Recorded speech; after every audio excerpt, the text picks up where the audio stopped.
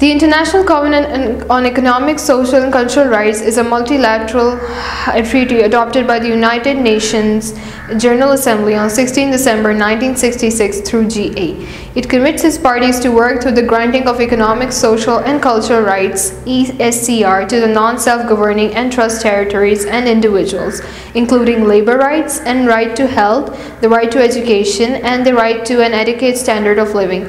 As of September 2018, the Covenant has 169 parties. The ICESCR and its optional protocol is part of the International Bill of Human Rights along with the Universal Declaration of Human Rights, UDHR, and the National Covenant on Civil and Political Rights, ICCPR, including the latter's first and second optional protocols. The Covenant is monitored by the UN Committee on Economic, Social and Cultural Rights.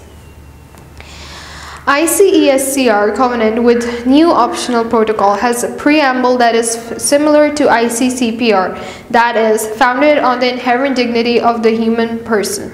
It also has 5 parts. Part 1 of the Covenant is solely on Article 1, which on right of all people to self-determination with free right to pursue economic, social and cultural development, and right to deal freely with their natural resources and wealth.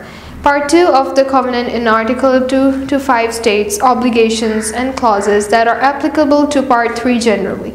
Part 3 constitutes substantive provisions. What Cravens call the heart of the Covenant includes the right to work, the right to a fair condition of employment, the right to join and form trade unions, the right to social securities, the right to protection of family, right to adequate standard of living, the right to health, right to education, and the right to culture and enjoyment of scientific progress. Part 4 is about System of Supervision by submission of periodic report to UN. The reports, which will be scrutinized by Economic and Social Council of the UN, ECOSOC.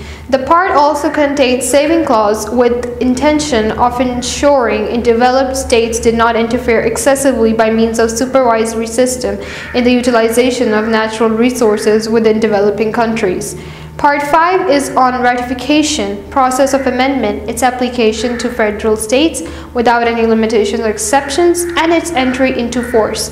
Some of the articles of the Covenant are recognized in other international conventions like Convention on the Rights of Child, 1989, Conventions on the Elimination of All Forms of Racial Discrimination, 1965, etc.